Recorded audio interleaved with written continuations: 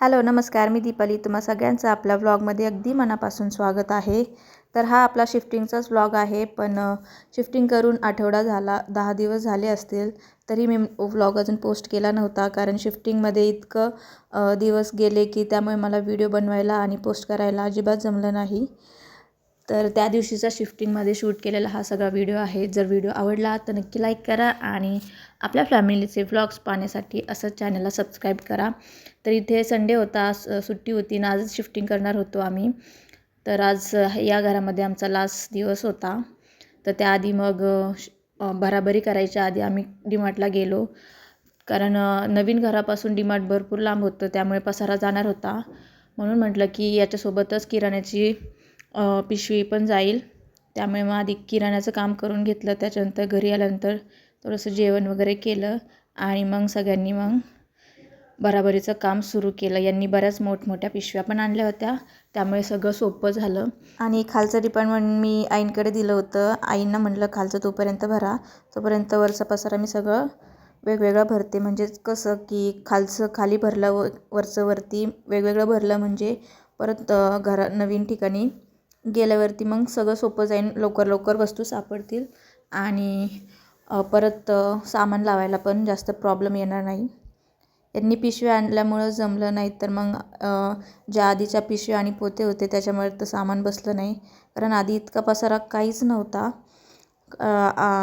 या नवीन घरात आल्यापासून म्हणजे हे नवीन वरती खाली होतं, त्यामुळे मग जसं आम्ही रविवारी शनिवार रविवार सुट्टी असायची, गावाकडे जायचो, तेव्हा मी गावाकडून काही ना काही घेऊनच यायचे.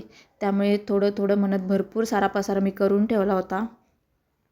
तर इथे बघा तुम्हाला दिसेलच, कारण बाहेरचा आमचा हॉल, आतमधलं बेडरूम आणि किचनमध्ये पण बराच पसारा होता. वरचा सगळा पसारा खाली आणून ठेवला होता. तर आम्हाला 2 वेळा हे सामान न्यावं लागणार होतं, कारण टेम्पो पण छोटाच मिळाला ऐनवेळी. जो ठरवला होता त्यांनी ऐनवेळी त्याला काही जमलं नाही यायला, त्यामुळे छोटा टेम्पो मिळाला. त्यातच डबल ये जा करणार होते हे. तर 8:30 वाजले तरी टेम्पोचा काही पत्ता नव्हता. त्यामुळे सगळ्यांना तर बरीच भूक लागली होती, म्हणून यांनी वडापाव मागवले. कारण तिकडं गेल्यावर पण परत जेवण वगैरे बनवायला वेळ लागणार होता आणि जायला आम्हाला 12:30 वाजले. त्यामुळे रात्रीचा मी व्हिडिओ वगैरे घेतला नाही. हा दुसऱ्या दिवशीचा सकाळचा व्हिडिओ आहे. ते इथे सगळं सामान असंच अस्ताव्यस्त पडलं होतं. तर आता हे सामान लावायला आणखीन किती दिवस जाणार होते काय माहिती.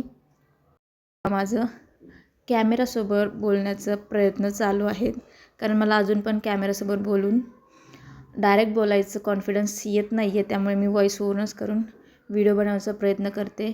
लवकरच तसे पण व्हिडिओ मी बनवेल, माझ्यात सुधारणा करेल. सो इथे मी सगळी भांडी वगैरे लावायच्या आधी घासून काढली. आणि हे रूम 2च होत्या, पण खूप मोठमोठ्या होत्या, त्यामुळे पसारा सगळा माझा बसणार होता. आणि किचनमध्ये लॅपटॉप वगैरे पण होते, तिथे पण बराच पसारा बसवला होता मी. आणि आज आमच्या आरूचा बड्डे पण होता, त्यामुळे बाकीचा सगळा पसारा तसाच ठेवला. आणि जेवण तर आज आम्ही खालीच करणार होतो, जे ताईंच्या घरी. तर इथे याच्याचसाठी आम्ही एकत्र एवढा लांब रूम घेतली, कारण प्रत्येक सण एक सोबत साजरे करायला भेटतील आणि कुठलाही सण असा मिस होणार नाही. सेलिब्रेशनची खरी मजा तर सगळे एकत्र असल्यावरच येते.